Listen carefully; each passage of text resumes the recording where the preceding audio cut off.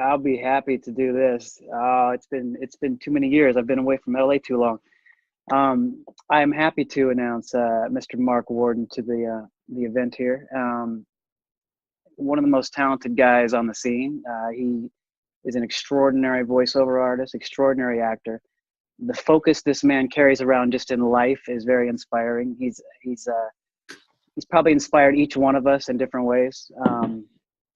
Even after the Mickey Mouse Club, actually season 7, him and I were roommates in our dressing room, and we became incredibly close, offset, and through life afterwards. We're best friends, and one of my greatest friends, Marc Worden. I mean, it's great to see his face on here, and I can't wait to see him at the event. Well, Marc, hello. Marc, thanks for being here. We appreciate it. Hey, my pleasure. Awesome. Good to meet you. Good to meet you too as well. Listen to that voice. I know. He's got a voice for radio and television. So Marc, would you mind sharing with our audience and readers a little bit about your journey and how you actually became involved with the Mickey Mouse, with the Mickey Mouse Club? Sure. I was working in Toronto as an actor as a kid. I began when I was 9 years old and started working in theater and television and animation there in Toronto. And our casting director, Matt Casella, came into town when I was 12, and he held auditions there in Toronto. This was the first time he had ever come to Canada.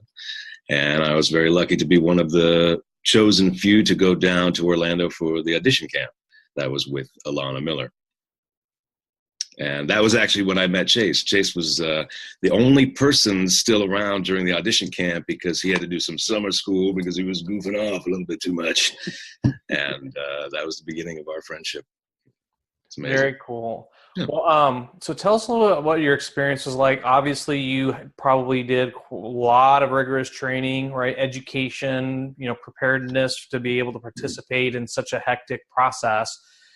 So what would you say from an entrepreneurial perspective, the biggest lesson you took away from your experience by being a part of the club? I'd say the biggest lesson is you can never stop learning. There's always something more for you to discover, to help you grow as an artist and as an individual. And as soon as you think you've got it figured out, someone else comes along and teaches you something. So I would say always be aspiring for more. You only have one time around in this life, and this is an opportunity for you to explore as many avenues as you can in your time. Well, let's fast forward to today. Like, obviously, you've been on the path of learning, if that's the lesson that you're imparting with everybody here. What did that learning experience where has it led you to today professionally, and what are you up to these days?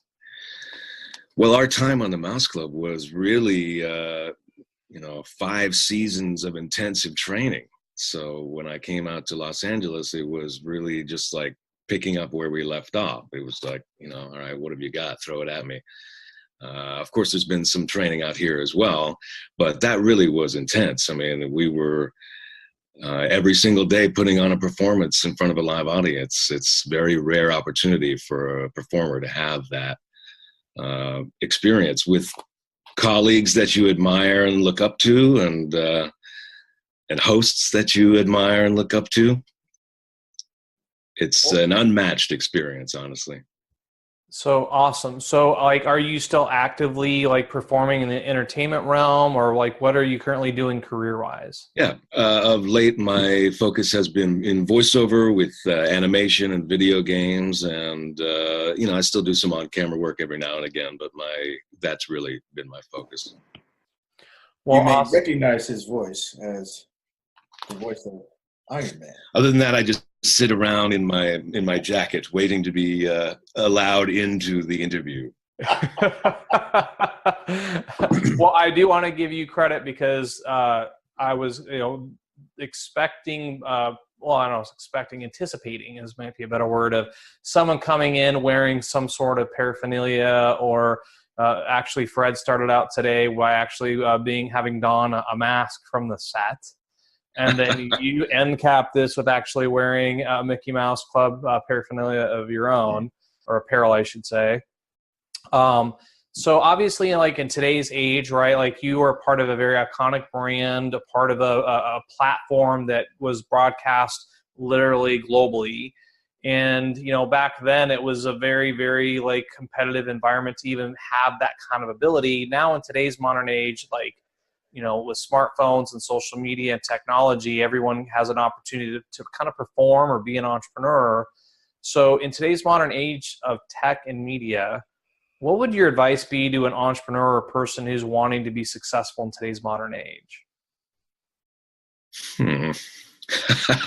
Well, as you were talking, it brought me back to another part of our training, which I didn't really touch on, was we did do PR training because of the fact that we were representatives of this global brand.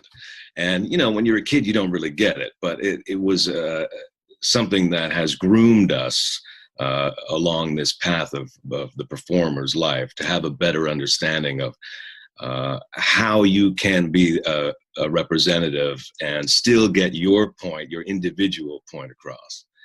I think you always have to keep in mind, you have to know your audience, and you have to be respectful of who you're representing, even if it's yourself. Very cool. You guys putting me after Nikki, man, that was tough. She's just like got it down. I mean, she's had her. Amazing. I don't know. So obviously we're celebrating, you know, and you have this big event coming up, the Mickey Mouse Club reunion event celebrating 30 years. Yeah. Why is it important for you, Marc, to be participating in this event? What gets you most excited about the event? But also, why would someone who is a fan or maybe deciding if they want to attend that event themselves, what would you tell them? Well, for me, the most exciting thing is being able to reconnect with some dear old friends and to make some new friends while we're there. I mean, you're reliving your childhood. You know, my childhood was very unique in that I was able to do what I love to do for 8 or 9 months out of every year, no matter what, and do it with some people that became like my brothers and sisters in that experience. So to be able to go revisit those moments with those dear friends and see some people that I haven't seen in, you know, almost 30 years, it's pretty exciting. And to share it with my kids, you know, to be able to bring them to Orlando for the first time and show them where their mom grew up and where dad did his thing. It's going to be pretty exciting. And I hope, you know, to get the opportunity to say thank you to the fans that want this to happen. I know that, you know, Chase and Dale have put an awful lot of work into pulling this together, but if it weren't for the interest of the fans, they would have nothing to do. So awesome. So obviously Walt Disney and being a part of that brand and being a part of the Mickey Mouse Club has probably led you to a lot of relationships with successful people, celebrities, people of fame. Outside the realm of Walt Disney and the Mickey Mouse Club, who here is walking the earth with us that you would like to at some point meet and have a conversation with one day?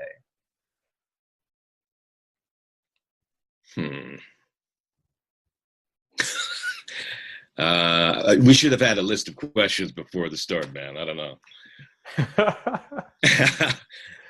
Yeah, I really don't know. It's tough. No one's had a quick answer, just so you know. No one what? No one's had a quick answer on this. It's been a stumper. Nikki was on it. She's got this going. She really is on the ball. Well, you could think, so let your subconscious mind work, because I do want to ask you a couple of other ancillary questions just because of what you're doing today. So one, Dale hinted about you having been the voice of some very iconic individuals. Are you openly able to share with like some of your most prestigious like voices that you've been able to contribute to, you know, to the entertainment world? Sure. I was very excited to be a part of the Marvel universe and play Tony Stark and Iron Man for 4 films for Lionsgate. And I've done Sinestro for Warner Brothers for their video games as well as their theme park in Abu Dhabi. And all kinds of video games, too many to mention. I don't even remember them all, though. To be honest, I'm not really a gamer. I just love to participate in them. So Do your children play any of the video games that your voice is in, and they're like, "Oh my gosh, like I can't, like I hear my got my dad all the the only time." one they have played, they played Skylanders, and I played Trap Shadow. They like that one. But So you've mostly they never play other played games. the video games that like you're the voice for? I would think that would be like the coolest thing ever. Like you should be on Twitch. They're so over it, man. They're so over it. When I read them a bedtime story, they ask me to stop doing the voices. You know, just read, it's great. Just stop, enough with that already. Well, here's an interesting question. So at the time that you became a Mickey Mouse Club member, had your vocal cords developed into what they are today, or were you selected before that happened and then it morphed and it was like this blessing that you didn't anticipate? Or like, can you clarify kind of like that timing? Yeah. When I was cast, I had not gone through the change, and it actually went on hiatus for my first and second season. So I joined in the beginning of the third season. So it was in the hiatus between the third and the fourth. And I was taking operatic training in Toronto, and that really aided in the transition so that there wasn't a lot of the voice cracking that normally happens when you're going through puberty at that time. I was at the Royal Conservatory of Music in Toronto. And when I came back for the fourth season, I was actually really worried that Disney would say, that's it for you, Matt. Like, this isn't really going to work anymore. So I was quite nervous, but you know, after a while, they actually thought it was cool, and you know, they began using me some more for voiceover work on the show itself. You know, Fred had the bulk of that work, certainly, but that was really the beginning of the grooming of my voiceover career under his tutelage, and you know, as needed for the Mouse Club. So at what age was this where you actually like had the metamorphosis and So that was between 13 and 14. So like literally at the age of like 14, 15 years old, did you sound with the same level of like resonance and like tonality that you were at today? Pretty close, yeah. But looking back at some clips, I also had a very thick Toronto accent for some reason that nobody told me to get rid of. So. Wow. Well, that's not exactly true. I was told to tone down the Canadian pronunciation of certain words, but it was pretty difficult to kick the whole thing when I was that age. That's pretty amazing. I can only imagine what it would have been like to have been at that age and like talking to, you know, girls and like you just like sound like you're probably so much older than you appear. Like, did you get people that are like, "Hey, stop messing around"? Like, are you trying to play a trick on me, or did just people just understood? I still do to this day. I get people they think I'm putting it on. Like really, like literally, people first meet you and they're like, "Okay, hey, yeah, you can do a voice. Are you trying to pitch me for a job or something?" Like, is that like people almost kind of get like? Have you ever found yourself where you like going into a business function or meeting or a connection that you intentionally try to change your voice because you're worried that that might be an issue for them, or you just be who you are? In that kind of situation, I would just be myself. But certainly for on-camera auditions, there is the necessity to try and tailor a voice print to match the character. Of course. Which just adds to the difficulty of the audition, certainly, but you have to try and find the character's voice to bring to the room as well.